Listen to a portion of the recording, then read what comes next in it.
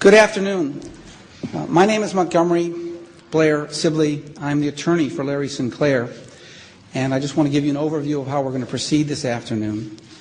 First, the National Press Club rents space. They do not condone or endorse the views of the people who rent the space.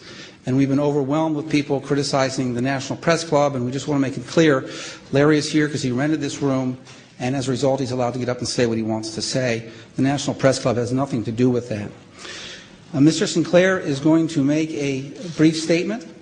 You will be provided copies of that statement once he's done. And after that statement, he will entertain any reasonable questions and try to answer them. The procedure for doing that will be this microphone, because we're being recorded and we want to make sure your questions are recorded so that we get a full question and answer for the video that's being made today. I will come around the room. I will not give you the microphone, but I will hold the microphone so you can ask your questions. And at the end of that statement, at the end of the questions, Larry will be leaving the room.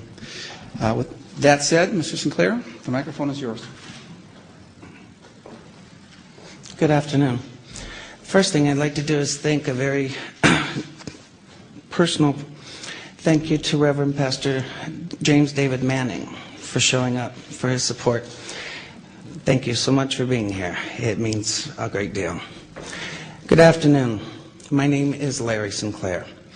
I'm a former recreational drug user, drug trafficker, and I'm a convicted felon for crimes of forgery, bad checks, and theft by check. But I'm also an American citizen. I love this country, and I cannot stay silent regarding Barack Obama, knowing what I know. Today I will discharge my obligation as a citizen to witness this knowledge to you and raise questions for others to investigate and consider. I'm going to briefly describe my background and experiences with Senator Obama. In 1999, what appears to me to be a coordinated effort to discredit me, and finally a list of questions. After this brief statement, I will take and try to answer any reasonable questions. Please understand, I will respect your questions and try to answer them. I will not be disrespected, nor will you. My background. I'm 46 years old and I currently reside in Duluth, Minnesota. I am a U.S. citizen. I've made mistakes in my lifetime. I have been convicted and served prison sentences for writing bad checks, forging checks, using stolen credit card numbers in Arizona, Florida, and Colorado. These events occurred over 20 years ago, between 1980 and 1986. After going public on the internet with these claims against Senator Obama earlier this year, I became aware of a warrant out of Florida, dated from 1986, which I have resolved, and it has now been dismissed. I also have an active Colorado-only warrant for alleged theft and forgery. I am not ignoring this warrant, but am addressing it with the court in Colorado as well as with the district attorney's office. I have a pending motion to dismiss this warrant, which I am waiting to have calendared by the Colorado court. I have lived and worked under 3 different legal names. My birth name is Lawrence Wayne Sinclair.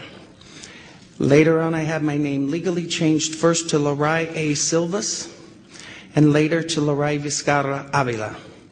Both name changes were conducted legally in the Pinal County Superior Court, Florence, Arizona. I legally returned to my birth name in the Fremont County District Court, Canyon City, Colorado in the year of 1997.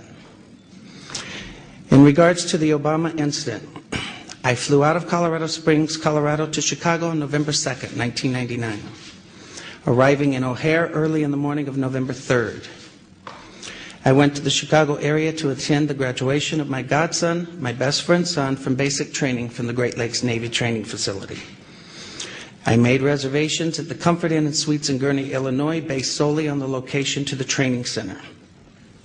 On November 5th, 1999, I hired the services of 5-Star Limousine. Excuse me. I had hired them both for November 5th and November 6th of 1999.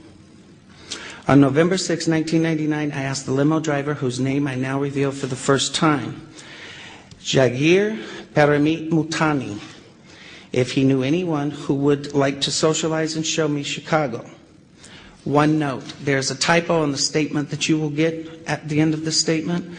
We will put an updated and corrected version on a website that you will also be given access to, as far as the name is concerned. Mr. Mutani understood that I was looking for someone who knew Chicago and would enjoy socializing. Mr. Mutani said he knew someone who was a friend of his. On November 6, 1999, after picking me up at the hotel in Gurnee, and this is significant, Mr. Mutani used his cell phone to make a call. That call was made to then Illinois State Senator Barack Obama to set up an introduction between myself and Senator Obama. Upon arriving at the bar and exiting the limo, Senator Obama was standing next to Mr. Mutani, and I was introduced to Senator Obama by name. Later that evening in a bar which I believe was called Alibis, and I state believe because I have failed so far to get Citigroup to provide the credit card receipts that has the actual name. I mentioned I could use a line or two to wake up. Senator Obama asked me if I was referring to coke, and I stated I was. After stating I was, Obama stated he could purchase cocaine for me and then made a telephone call. This too is significant, from a cell phone to a presently unknown individual, during which Senator Obama arranged the cocaine purchase. Senator Obama and I then departed the bar in my limousine and proceeded to an unknown location where Senator Obama exited the limousine with $250, which was provided to him by me. Returned a short while later with an 8-ball of cocaine, which he gave to me. I did ingest a couple of lines of cocaine, and shortly thereafter, Senator Obama produced a glass cylinder pipe and packet of crack cocaine from his pocket. Obama then smoked the crack cocaine. I performed fellatio on Senator Obama in the limousine during the time Senator Obama was smoking crack cocaine, after which I had the driver take me to my hotel, the Comfort Suites, Gurnee, Illinois. The following day, November 7th, 1999, Senator Obama appeared at my hotel room, unannounced, uninvited, where we again ingested cocaine, and I again performed fellatio on Senator Obama. Significantly, both the driver's telephone call to Senator Obama and his call to the drug dealer should appear on the driver's and Senator Obama's cell phone billing statements. In the fall of 2007, September 2007, I contacted the presidential campaign of Barack Obama to request solely that Senator Obama publicly correct his stated drug use record to reflect his use of crack cocaine with me in November of 1999. When I made the first contact, I left with the presidential campaign of Senator Obama a telephone number for the campaign to return my call. The first number I provided was a Texas cell phone number. From the period of Labor Day weekend 2007 through November 18th of 2007, I did provide a total of 4 different callback numbers to the Obama campaign. As I had moved and I had changed the numbers to reflect locally my place of residence at the time. In late September to early October, I lost my place here. In late September to early October 2007, I received a call from a male who identified himself as a Mr. Young, stating he was calling in regards to calls I had made to the Obama campaign. This first call was in fact an attempt by Mr. Young to obtain from me the identities of anyone I contacted concerning my 1999 allegations against Senator Obama. This first call shocked me in that this Mr. Young asked me why I had why I had never mentioned to the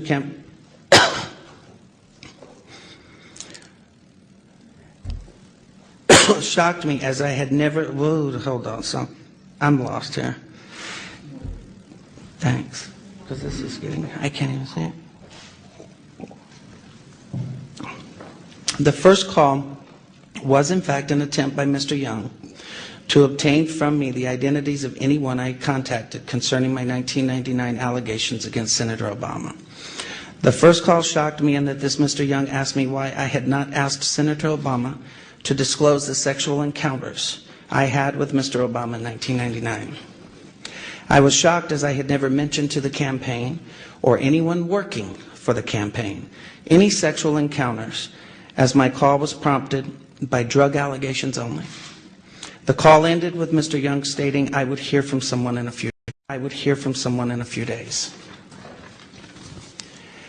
In mid to late October 2007, I received a second call from this Mr. Young, at which time I clearly became aware that this individual was personally involved with Senator Obama rather than just an employee of his campaign. The tone of the conversation had a sexual nature. Mr. Young did not once advise me how he obtained my phone number, which by this time had now changed to a Delaware number. In late October 2007, I received a text message from the gentleman identified as Mr. Young, in which he stated he was intimately involved with Senator Obama and that Obama was discussing with him and his pastor how to publicly acknowledge Senator Obama's drug use in 1999, and that Obama wanted to be sure I had not discussed the sexual encounters or drug incidents with any media at that time. In mid to late November 2007, in another text message from Mr. Young, he advised me that Senator Obama will publicly correct his statement as to the last time he used drugs, and I did not need to concern myself with publicly disclosing it myself. The last contact I had with Mr. Young was in early December 2007, when he made it clear to me that Senator Obama had no intentions of publicly acknowledging his 1999 use of crack cocaine, and that Mr. Young was in fact doing nothing more than milking information from me for Senator Obama's use.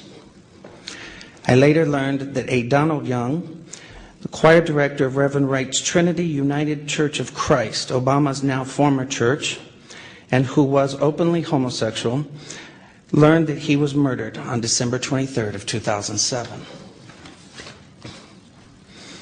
I have cooperated with the Chicago Police Department in this matter by providing them the telephone numbers I was using during the fall of 2007. And I release them now publicly in the hope that someone may be able to connect the dots between these telephone numbers and Mr. Young. Those numbers are 954-758. Actually, that should be 956. That's another typo. 956-758-1105. 956-758-1885. 956-758-8002, 302-685-7175, 612-466-1043. In what I now realize was a naive and uncounseled decision, I posted in January 2008 a video on YouTube where I related the above information regarding my liaisons with Senator Obama in 1999. The response was overwhelming, and I quickly became the recipient of what in hindsight appears to have been a coordinated attack on my character, with ever-increasing falsehoods circulating on the internet. In response, I agreed to take a polygraph test sponsored by WhiteHouse.com. The results of that test have been partially revealed to the end of labeling me a liar and taken as gospel by all. I'd like to make the following comments about that polygraph test. First, I have been subsequently advised that WhiteHouse.com was a website dedicated to anti-Clinton pornography until earlier this year. In fact, until January of 2008 to be exact. Second, I have now come to understand that lie detectors are junk science at best, which is why courts of law refuse to use them. Third, a review of the results by a George W. Matchik, PhD of antipolygraph.org, raises serious questions about the legitimacy of this particular examination. Indeed, overlooked by almost everyone is that WhiteHouse.com's own examiner, Dr. Gordon Barlin, Salt Lake City, Utah, observed that on the drug question regarding Senator Obama, that the computerized score found that there was less than 1% probability of deception by me. That's about as high a passing score as one could possibly obtain. Finally, in February 2008, I was told anonymously that Dan Parisi of WhiteHouse.com received $750,000 from the Obama campaign through David Axelrod's AKP Media and Message One, or Message and Media, I think, to organize an effort to publicly discredit me.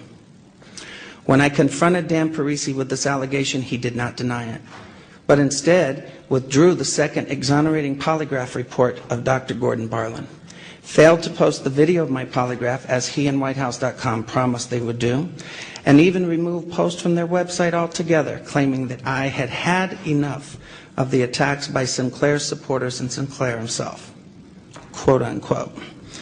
The polygraph results, as misrepresented, were immediately seized upon by the blogger community, and I became the subject of vicious lies about me. I was forced to file a lawsuit in an attempt to stop those lies about me that had been circulating. That lawsuit sought to obtain the proof of what I was saying about my contact with Senator Obama through subpoenas for the identities of the anonymous bloggers, so they could be linked to the Obama campaign and relevant records of the cell phone companies to prove the truth of my allegations. To date, though the lawsuit is now over 90 days old, Judge Henry Kennedy has refused to permit the suit to move forward so this evidence may be obtained. In conclusion, in sum, you can discredit my story, and then you can make your decision on who should be next President of the United States. The burden is now off of me, as I have told my story without the distortions that have been intentionally heaped on me, and what my lawyer tells me is an ad hominem attack. Shoot the messenger so you don't have to hear the message he is bringing. I'm now done. It's for others to find the corroborating evidence of my story by locating the limousine driver, Mr. Multani, by checking the telephone numbers related to Donald Young and Senator Obama. I leave you with these questions that I've asked of Senator Obama, but in which he, of course, refuses to answer. Who wants to be the next President of the United States? Has refused to answer. Number one, why won't Senator Obama provide his cell phone numbers and telephone records for all his personal and official cell phones held by him for the time period of no more than November 3rd through November 8th of 1999 when we met? Two, why won't Senator Obama provide his cell phone numbers and telephone records for all his personal and official cell phones held by Senator Obama for September 2007 through December 23rd of 2007, the murder of Donald Young? Three, why won't Senator Obama provide all email communication, both personal and campaign related to and or from AKP Media and Message from January 18th, 2008 through February 29th of 2008 for Senator Obama, David Axelrod, and David Plouffe? Fourth, why won't Senator Obama provide proof of all payments made from AKP Media, Obama for America, David Axelrod, David Plouffe, and Senator Obama's accounts for the period of January 18th, 2008 through February 29th of 2008? On a website that we posted today, LarrySinclair.org, you will find the documents that I have referred to in the statement. A copy of the homepage for that website is attached. And Mark's going to be passing them out. Thank you for the time and your attention this afternoon, and I will now take any questions. Test 1, 2, 3. Who's got a question? Yes, sir. Mr. Sinclair, could you explain why, if this incident happened in 1999, you waited until 2007 or 2008 to come forward? It's a question of credibility, sir. Why didn't you come forward back in 1999 or 2000? Well, number one, in 1999, I really didn't care whether he was a senator from Illinois or not. To be honest with you, I wasn't a resident of Illinois. As far as why now, I was living in Mexico up until 2006. It really was of no interest to me. I know plenty of politicians, both locally and internationally, that are pretty much crooked. The whole issue was based on his drug use and his claim that he had not used drugs since his college days, and that was the whole issue that brought this forward. Next question, sir. Are you receiving any financial support for your efforts from anyone? And if so, do any of those people have connections to the Republican Party? I'm glad you asked that question. Number one, I am not connected with any party, Republican, Independent, Libertarian, Democratic, none. Nor are anybody that are contributing to the cost and the expense of this. Every penny that has gone to pay for this press conference, my travel expenses, have come from average American citizens, most of them actually, according to their own statements, are declared independents, in the sums of from $12.31 to $100. Question, yes, sir. Mr. Sinclair, can you explain why, if this incident happened in 1999, you waited until 2007 or 2008 to come forward? It's a question of credibility, sir. Why didn't you come forward back in 1999 or 2000? Well, number one, in 1999, I really didn't care whether he was a senator from Illinois or not. To be honest with you, I wasn't a resident of Illinois. As far as why now, I was living in Mexico up until 2006. It really was of no interest to me. I know plenty of politicians, both locally and internationally, that are pretty much crooked. The whole issue was based on his drug use and his claim that he had not used drugs since his college days, and that was the whole issue that brought this forward. Next question. Are you receiving any financial support for your efforts from anyone? And if so, do any of those people have connections to the Republican Party? I'm glad you asked that question. Number one, I am not connected with any party, Republican, Independent, Libertarian, Democratic, none. Nor are anybody that are contributing to the cost and the expense of this. Every penny that has gone to pay for this press conference, my travel expenses, have come from average American citizens, most of them actually, according to their own statements, are declared independents, in the sums of from $12.31 to $100 each. David Hutchins, American News Project. What is Veritas Federal Media, and what role do they have in renting this venue and the camera crew in back? The media company you just requested, what is it? It's exactly what I just answered this gentleman. It represents every individual person. It's not a company, in all honesty. It was established as an email address when I arrived here for the Democratic National Committee's bylaws and rules and bylaws. Okay, I did. Okay, it's not a company. It is nothing more than a name to represent all of the individuals across this country that have helped get this story out.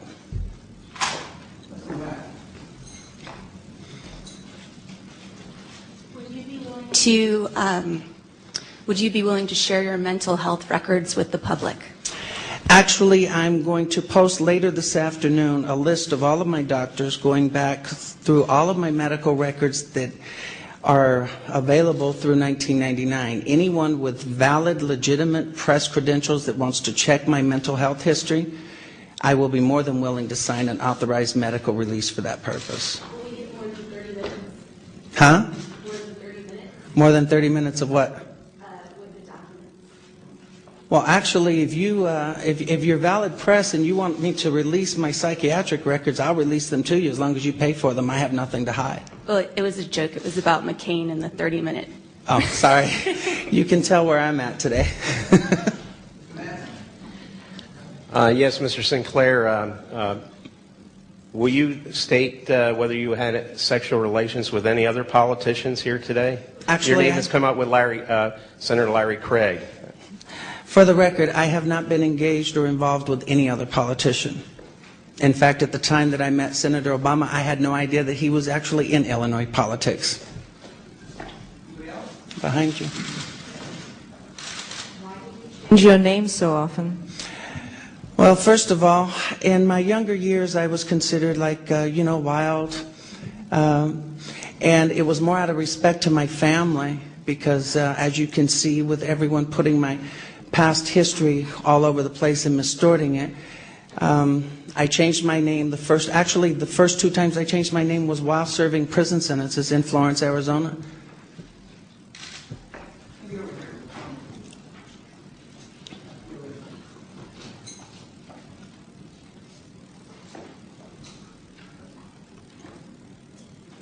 You said that he was introduced to you by name.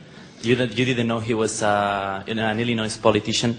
And why would he be introduced by his true name to you, and you would know that he was a politician over the years? How did you realize that it was him? I mean, because if he's going to engage in sex and drug taking and he's a renowned politician in Chicago, it strikes me as a little bit strange that they give you his real name through a limo driver. I mean, that story doesn't make a lot of sense to me. And how would you remember for 10 years when you lived away and then recognize him on TV, or how?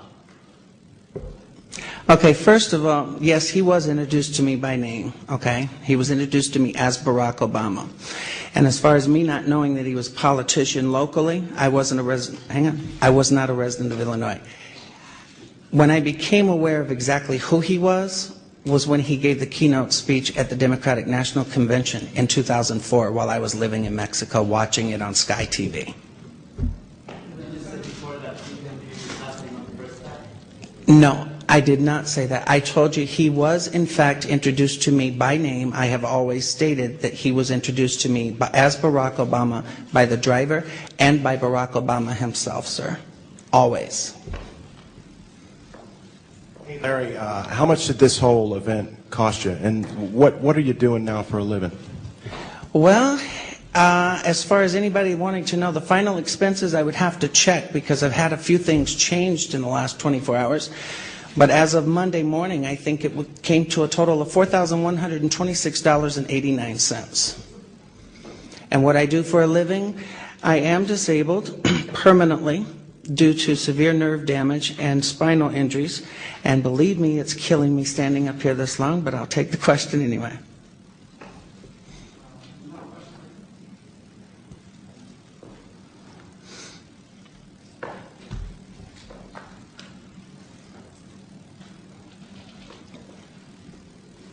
Jim Malone with Voice of America.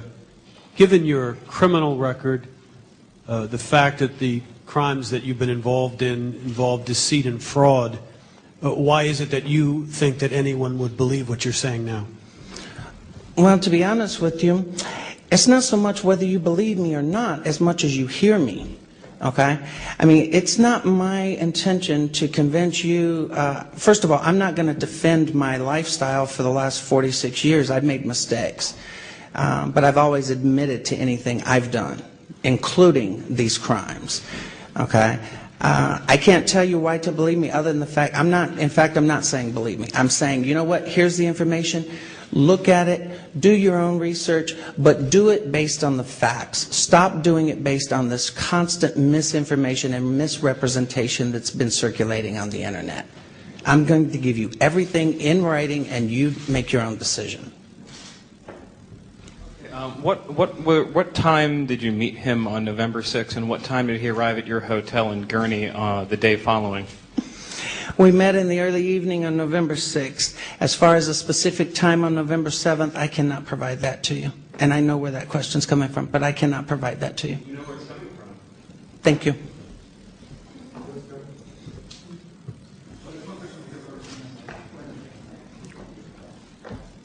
How, when, and where did you incur this permanent disabling nerve and spinal injury? Sacramento, California. Injuries from October of 2000 through August of 2001 while employed with B&G Delivery Systems on Harris Avenue in Sacramento, California. And what is your source of income now? Is that my source of income? Compensation? My source of income is disability, Social Security disability. That's your sole source of income? That is.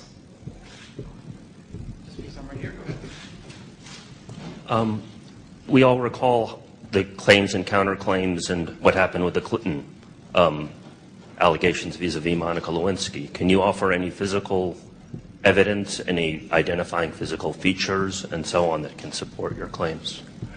I have already announced that I would identify certain physical features, but I will not do it at this time. It will be posted later at the advice of my attorney after we've discussed the specifics.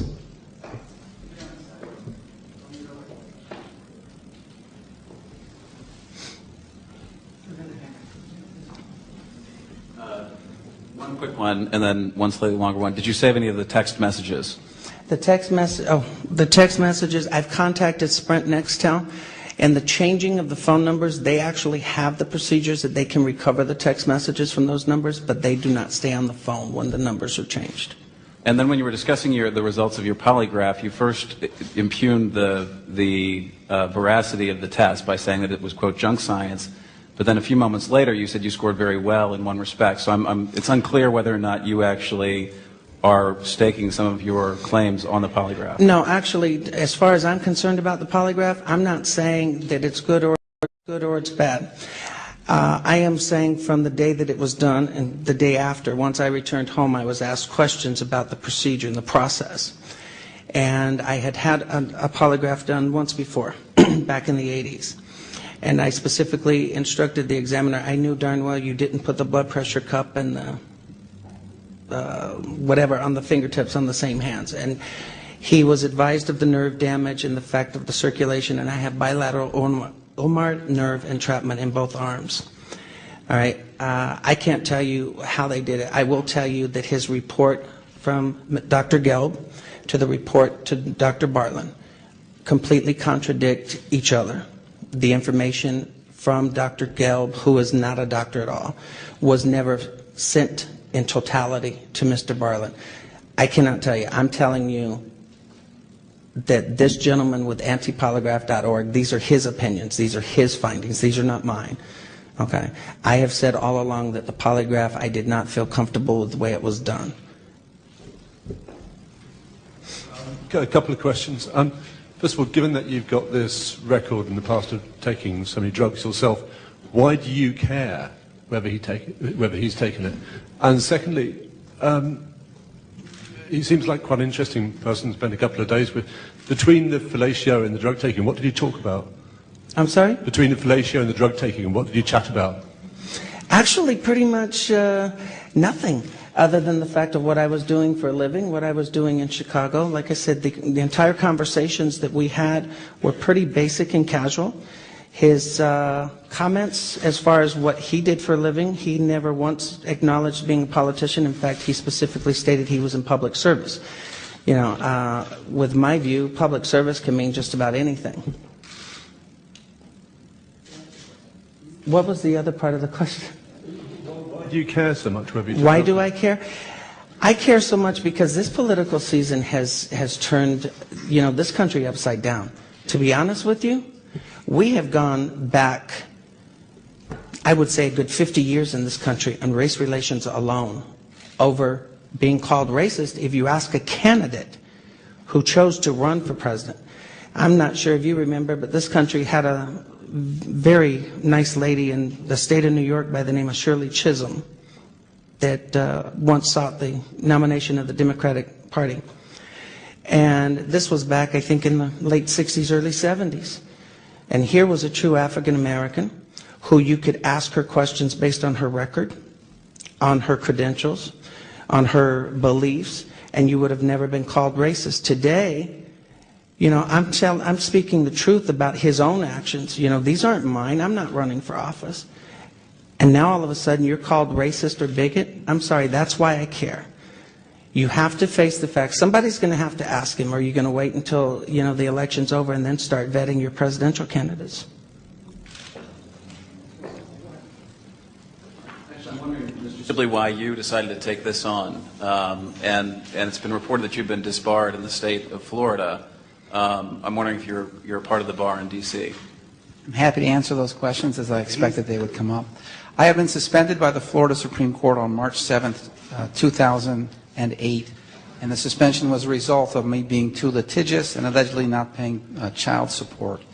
That matter is now pending at the United States Supreme Court, but as a result I have been reciprocally suspended by the District of Columbia Bar and the Federal District Court in the District of Columbia without an opportunity for a hearing or an opportunity to present my side of that story.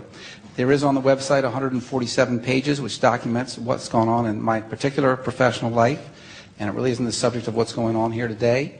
But if you're curious, you know.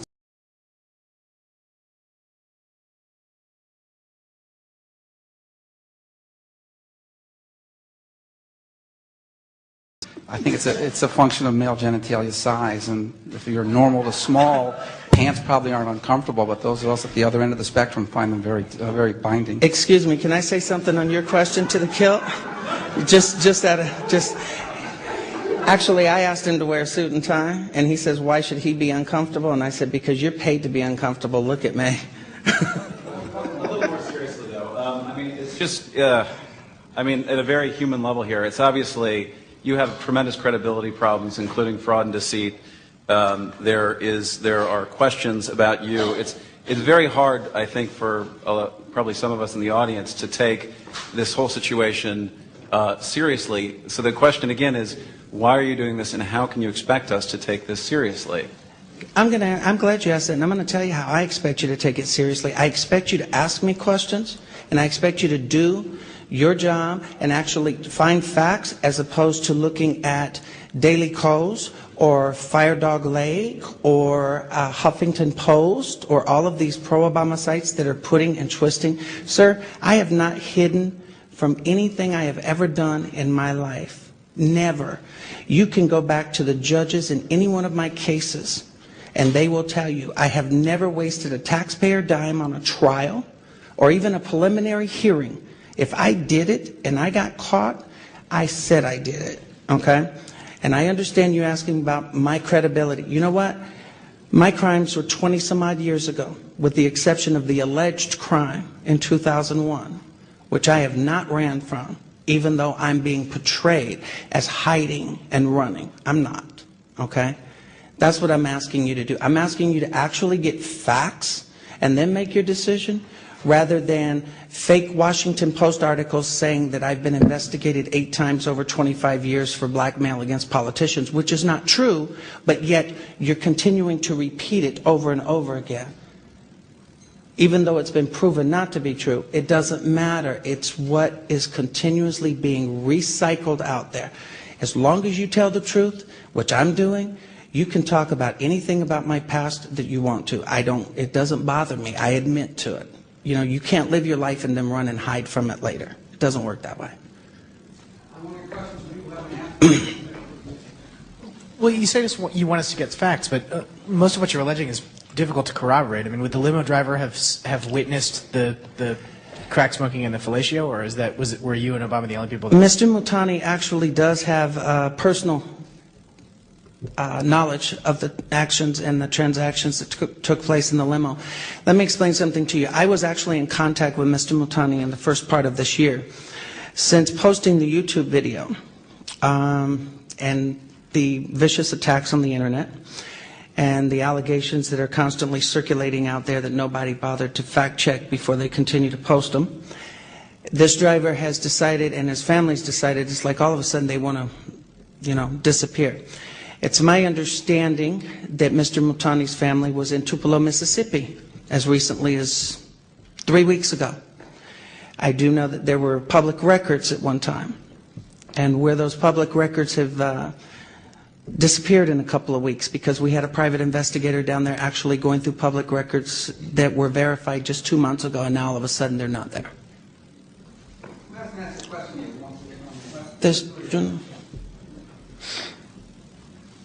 I have a few questions. One, would you make all of your financial records available to the public and to reporters? I mean, I guess a lot of us probably feel suspicious of the way you finance a National Press Club event, the way you pay for a private investigator to go to Tupelo, Mississippi. I have no problem with that whatsoever in posting my financial records. And a follow-up question. The Veritas Media Group, I understand that Joseph Giganti has disclaimed any connection. Okay. But it seems awfully odd that he would be, the spokesperson for Alan Keyes, political campaign, that your organization would be called Veritas. It sounds awfully like a red herring, or what are your comments on that? The name was just, to my knowledge, the name was just drawn out of a hat. This is not something that was done. First of all, Mr. Giganti, as far as I know, has no connections with me. I've never met the man. I've never had any communications with him whatsoever. And he definitely does not finance me. And he has not financed this event. Okay. In fact, this event has been financed completely through contributions to PayPal, and I will most definitely post those contributions without the giver's name, of course. Why not the giver's name? Because would you ask me to expose individual citizens of this country that contribute $25 here or $50 there? I mean, the maximum contribution that's been, there's been one contribution of $1,000 and everything else is $500 or below. There's been one contribution of $1,000 and everything else is $500 or below. In fact, 99.9% of it, I would say, is $100 or below. I understand you have a terminal brain tumor. Can you tell us what kind, in what lobe, and how that might affect your mental health? I will release my medical records when someone asks for a signed release. My tumor has been diagnosed, it has been confirmed, it has been verified by the Chicago Tribune, and I will not discuss my medical history at this point other than saying that there will be a list of my doctors up on larrysinclair.org later this afternoon, and anyone interested in contacting those doctors for medical records can do so at your own expense. And I will release them. I have a question. Are you alleging that Senator Barack Obama has something to do with the murder or death of the gentleman you were talking about from his church? Mr. Young? Yes. It's my belief that that's exactly what has transpired, and that's why I have contacted the Chicago Police Department. It's also why I provided Detective Robert McVickers with the information that he specifically requested. And yes, that's exactly what I'm alleging. I am definitely alleging that it is my belief, okay, that Barack Obama and Jeremiah Wright either knew who or had the person that killed Donald Young killed. Yes, that's exactly what I'm saying. And sir, I'm wondering if you could remind me which records you would like to have released by the Obama campaign. It sounded like the list was rather extensive and it spanned a number of years. Well, no, actually, the only thing we asked him to do was to authorize the release of his cell phone records from November 3rd to November 8th of 1999, and we would actually go for those records and obtain them if he granted permission. The other records, I believe the only thing we're asking for is his email account records and cell phone records from, September 2007 through December 23rd of 2007, and January 18th through February 29th of this year. Pardon, it's interesting. Wouldn't the right love to comb through those records, I'm sure, to see what they could find, even if it's completely unrelated to what you are saying here today? Well, first of all, I don't know who's referring to the right or the left, because I'm kind of like, I'm one of those middle kind of people. I don't tend to fluctuate on either side. And as far as combing through those records, we've asked those records to be authorized to be released to us in a federal civil case. I have no intentions of disclosing his personal records. I mean, want to subpoena them for evidence purposes, nothing else. Sir, yes. Oh, I'm sorry if I missed the answer to this earlier. Who is paying your fees? On Larry's website, there's a PayPal button to donate to his legal fund, which is me. And like Larry's other PayPal account, I've gotten maybe $5,000, nothing over $500, and most of them, like Larry's, are small ones. And we got a few checks in the mail, but nothing over $100. Exactly. Are you in negotiations to write a book or any other paid media?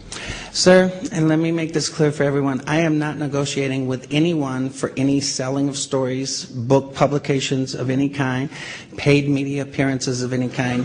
What I want the media to do is to take the story, understand it, get the facts straight from me as opposed to the internet, and you make your decision whether or not it's something that the American voter needs to be informed of. You do that, I'm done, okay?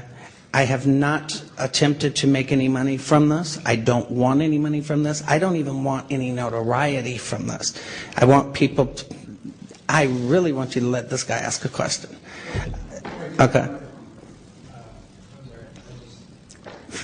I had a few questions. First of all, you said that you became aware when Obama gave a speech at the Democratic Convention. Why didn't you keep your cell phone records with when Mr. Young called you? Like, were you billed for the cell phones? Actually, the cell phone records, you need to understand something.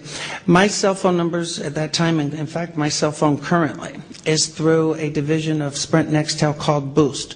Those records are available to me online for a 45-day period. Now, they do have the records, and they actually have confirmed that, and I've agreed to have them, I've turned them over to Chicago Police Department and actually authorized their release to them, which they don't need me to authorize. I have personally contacted Sprint Nextel approximately 2 weeks ago asking that they dig up the records off of their system for each of those phone numbers from those periods and provide them to us. And I was instructed to make that request over a web form on the Sprint website. And if anyone here has Sprint or Sprint Nextel, you will know that Sprint is probably the worst cell phone provider company to deal with. But I will be getting them, and like I said, they have confirmed that those records are available.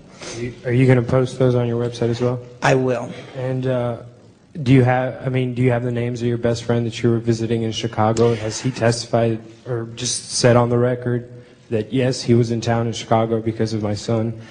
I will tell you this, John Crutzen from the Chicago Tribune should be able to confirm that that's been verified. I will not release my godson's name.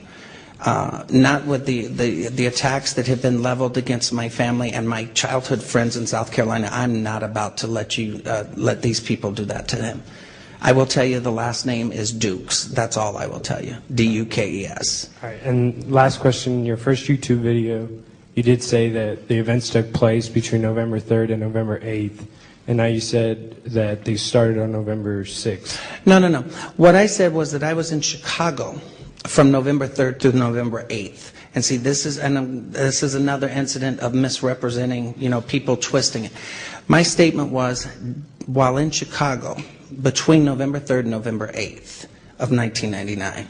Okay? I've always stated as far as dates, it would be November 6th and November 7th of 1999. Yeah.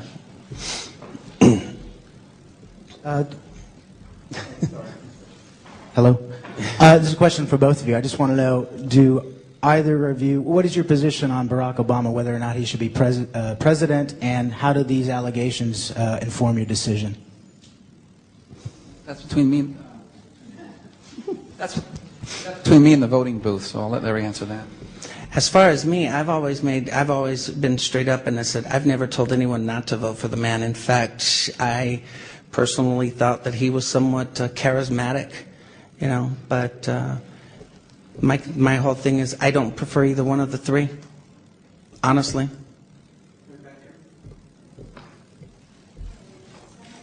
Hello. Yeah. Senator Barack Obama is a charismatic person. Did you fall in love with him when you had sex with him in 1999? And secondly, what are your feelings today? What are your feelings? Okay, first, no ma'am, I did not fall in love with Barack Obama. But it's a good question because people have made that allegation. No ma'am. And Barack Obama is only charismatic, by being molded that way. All right. Once you take the teleprompters and the lights out from in front of him, you get a whole different person.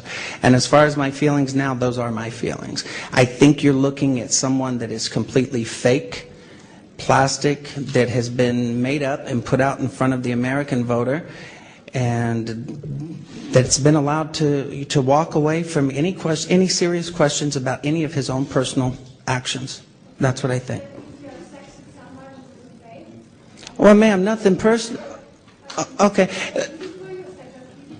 So now I'm going to have to, and don't take this in a disrespectful manner, but let me ask you this. In your entire lifetime, you've never had a one-night stand?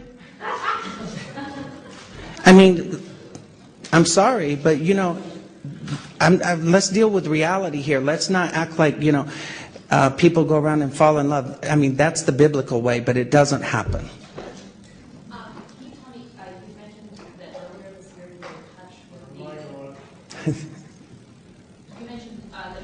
You were in touch with the limo driver. Can you detail that contact, and did you save those phone records? I was in touch with the limo driver, and the contact was basically letting know that I had made public allegations on YouTube after having notified a reporter with the New York Post, who the Post had decided that it was just a little too hot for them to run with at the time.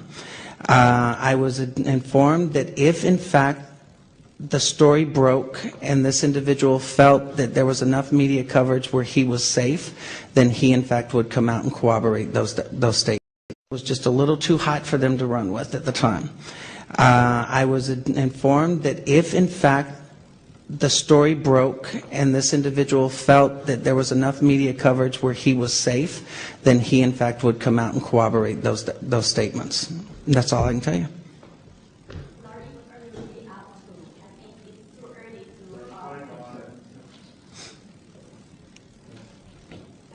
What are you really up to? What kind of justice do you seek? And I think it's too early to impeach the president. Well, let me ask you this. You say it's too early to impeach the president, so you've already elected him. I thought that was the whole process of having an election in this country, of the candidate actually being vetted before the American public. Nothing personal, and believe me, this is not personal between me and Barack Obama. The only part of this that has become personal between me and the Obama campaign is the organized and orchestrated attacks against me and my family on the internet. That's the only personal part. Outside of that, these are true statements. My thing is, what you just said, I think you want to ask your next president to be truthful with you and not put up a book that he claims, oh, I was a street kid who found my way later. But later is not quite 1999. That's all I asked him to do originally, was just admit that his drug use was still current as of 99, okay? Sinclair, you said you first came to Washington with the Democratic National Committee Rules Committee session. Is that correct? Well, I originally came to D.C. the first time, I think was May 28th was my arrival. That's correct. Right. At that time, did you have any contact with anyone from the Hillary Clinton campaign? Are you referring to anyone that's official with the campaign or someone who official supports? or unofficial? Official or unofficial? I've had no contact, to the best of my knowledge, with anyone that represents the Clinton campaign or any other campaign. As far as speaking with people who adamantly support Hillary Clinton, yes, I'm sure I've spoke to quite a few of them on that day. So you're saying, to the best of your knowledge, you don't know if you spoke to the best of my knowledge, I do not know. But there if is a possibility that you could have. What I'm telling you, sir, is I'm not going to stand here and tell you that I didn't speak to someone, because I may have spoken to one lady that, represented themselves to be one thing, and that's catch-22, and I'm not going there. We're going to wind this up now with just a few more questions. So if anybody who has not asked a question wants to ask one first, we want to give them an opportunity. Montgomery. And then this lady in the black. Can you tell us why you think that Obama and Wright are somewhat involved in the murder of the choir master? My entire opinion of that matter is based on phone conversations with the gentleman identified to me as Mr. Young.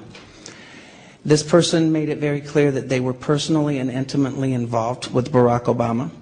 The first contact that was ever made between me and that person initiated to my cell phone number, which was only left with the Obama campaign. And this person specifically made the statements that he was discussing Obama was discussing with him and his pastor on how to best deal with that situation. And then he ends up dead on December 23rd. That's how I'm saying it. And if I didn't answer it clear enough, let me know and I'll go back.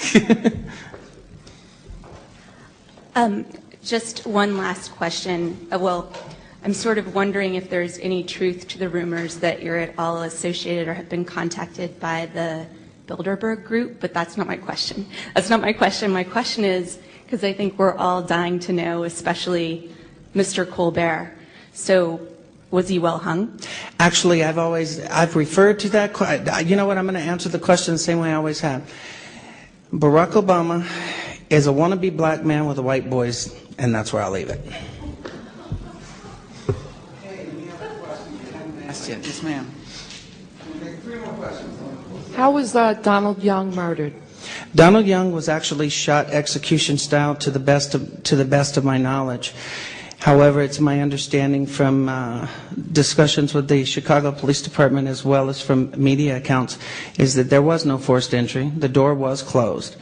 And I've always said that I believe Donald Young's murder was actually made to look like a copycat from a murder that was approximately 1 month earlier. Yes, I also read that there were 3 murders, gay murders. They all 3 were connected to Barack Obama's church.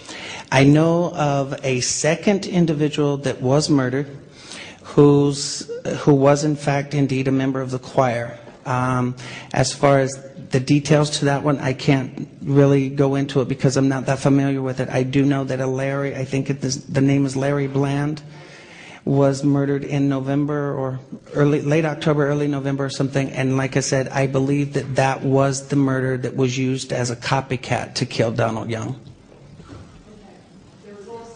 Nate Spencer that was shot execution style, and then just recently there was an article that came out that Nate died of an illness. But then I saw on his best friend's blog that it was an executed murder. Okay, and that's why what I have done on my blog, and I understand where you're coming from with this because I've been inundated with these questions and people have made allegations, and I've tried to keep it simple. I cannot speak on Nate Spencer. I cannot speak on Larry Bland. I have asked everyone to actually get their facts correct before they post information regarding these individuals' deaths. I spoke on Donald Young's death because I'm familiar with exactly what happened, and I believe I know who had it happen. In terms of sexual orientation, how do you identify gay, straight, bisexual? Who, me? I've been gay all of my life. Unfortunately, for some people who don't understand the lifestyle, I mean, I'm not one of those people who argue the point, you're born that way or you change that way. I've always been gay. I think we're going to end the questions at this point in time, and Mr. Sinclair is now going to leave the room. I'll be out in a minute or two. If people want to organize a follow-up questions, I'll entertain and do that as best we can. Thank you for coming today. Thanks, guys.